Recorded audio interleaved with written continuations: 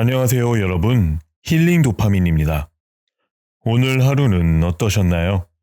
바쁘고 힘든 하루였다면 이제는 잠시 모든 걸 내려놓고 편안한 휴식을 취해보면 어떨까 싶습니다. 오늘 들려드릴 책은 동화 심청이입니다. 준비하다 보니 심청이의 극진한 효도가 자연스레 부모님이 생각나더라고요. 오늘 편안하게 들으시고 내일은 부모님과 저녁을 같이 하거나 전화 한 통 드리면 어떨까 싶네요. 그럼 오늘도 동심의 세계로 떠나볼까요? 옛날 어느 마을에 심청이라는 소녀가 앞을 보지 못하는 아버지와 함께 살고 있었습니다. 마을 사람들은 그녀의 아버지를 신봉사라고 불렀습니다. 심청이의 어머니는 심청이를 낳고 일주일 만에 세상을 떠났습니다.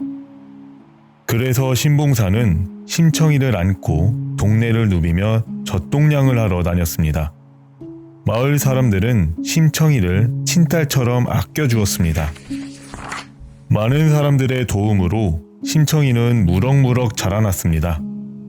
어느덧 세월이 흘러 심청이는 16살이 되었습니다. 신봉사는 정직하고 착한 사람이었지만 몹시 가난했습니다. 심청이는 허드렛 일을 하며 살림을 꾸려나갔습니다. 힘든 상황 속에서도 아버지를 정성껏 모시는 심청이를 보며 동네 사람들은 칭찬을 아끼지 않았습니다.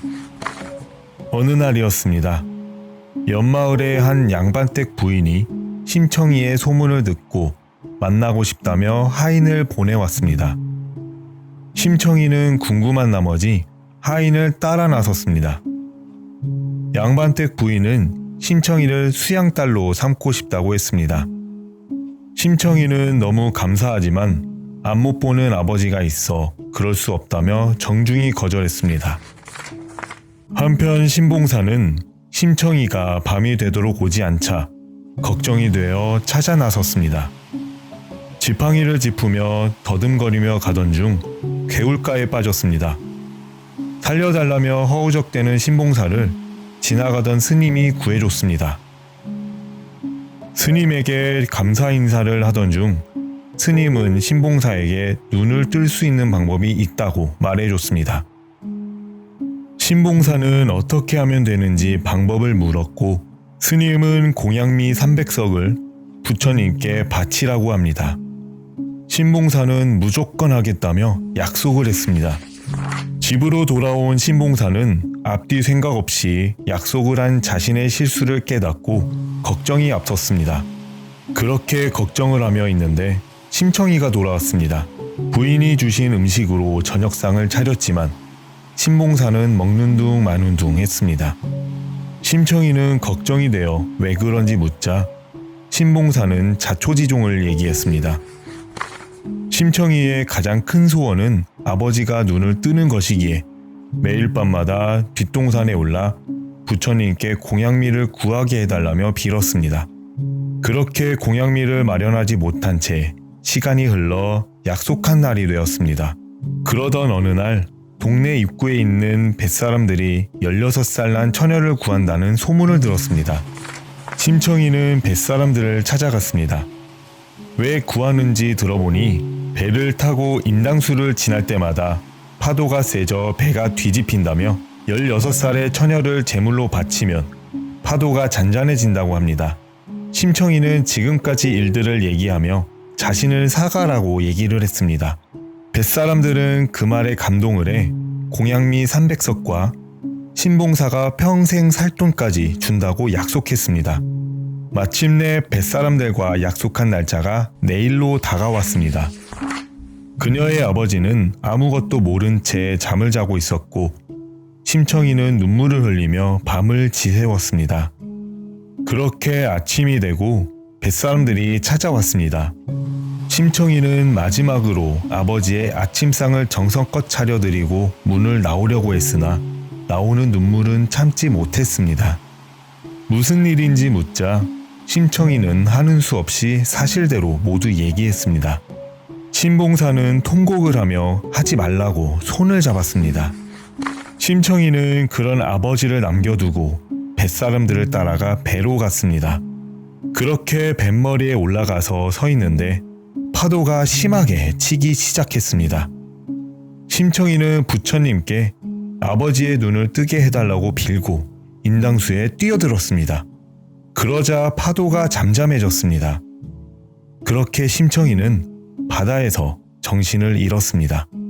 시간이 지나고 죽은 줄만 알았던 심청이가 포근한 침대에서 눈을 떴습니다.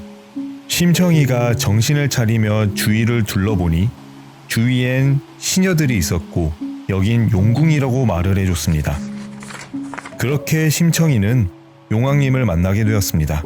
용왕님은 심청이 효심을 모두 알고 있었고 행복하게 살도록 인간 세상으로 보내준다고 약속했습니다. 시녀들이 연꽃을 가져오고 심청이는 그 안으로 들어가자 연꽃이 스스로 문을 닫고 바다 위로 올라갔습니다. 그렇게 연꽃은 바다 한가운데 조용히 흔들리고 있었습니다. 지나가던 뱃사람들이 연꽃을 건져 올렸습니다. 너무나도 아름다웠던 그 연꽃은 임금님께 바치기로 했습니다. 임금님께서는 연꽃에 손을 대자 꽃잎이 활짝 열렸습니다. 그러자 임금님은 심청이를 보고 하늘이 보내준 왕빗감이라는 생각을 하여 왕비로 삼았습니다. 그렇게 심청이는 백성들에게 사랑을 받는 훌륭한 왕비가 되었습니다. 그렇게 행복한 나날을 보내고 있었지만 마음 한켠에선 아버지의 생각에 눈물이 났습니다. 그 모습을 본 임금님은 무슨 일인지 묻자 아버지가 걱정된다는 심청이의 말에 장님을 위한 잔치를 열어 아버지를 찾기로 했습니다. 한편 신봉사는 눈은 계속해서 보이지 않았고 딸을 보낸 아픔에 매일같이 눈물로 지새웠습니다. 그러던 어느 날 이웃 아주머니가 대궐에서 장님을 위한 잔치를 한다며 한번 가보라는 얘기를 듣고 한참을 고민을 하다 신봉사는 잔치 마지막 날에 대궐로 향했습니다. 그렇게 심청이는 매일같이 아버지가 나타나기를 기다렸지만 아버지의 모습은 보이지 않았습니다. 아버지가 돌아가신 것 같다고 슬픔에 잠겨 눈물을 흘렸습니다. 그렇게 시간이 흘러 잔치가 막바지에 이르자 심청이는 포기를 하고 돌아섰습니다. 그러던 그때 다 해진 옷을 입은 신봉사가 대궐로 들어왔습니다. 그렇게 심청이는 아버지를 바로 알아보며 끌어안고 펑펑 눈물을 흘렸습니다.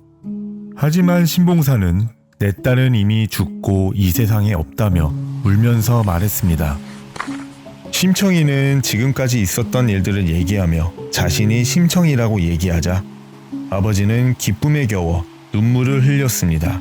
그러자 신봉사의 눈이 갑자기 앞을 보게 되었습니다.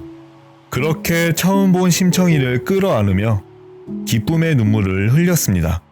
그렇게 심청이는 아버지에게 극진한 효도를 하며 행복하게 살았답니다. 오늘의 이야기 편안하게 들으셨나요?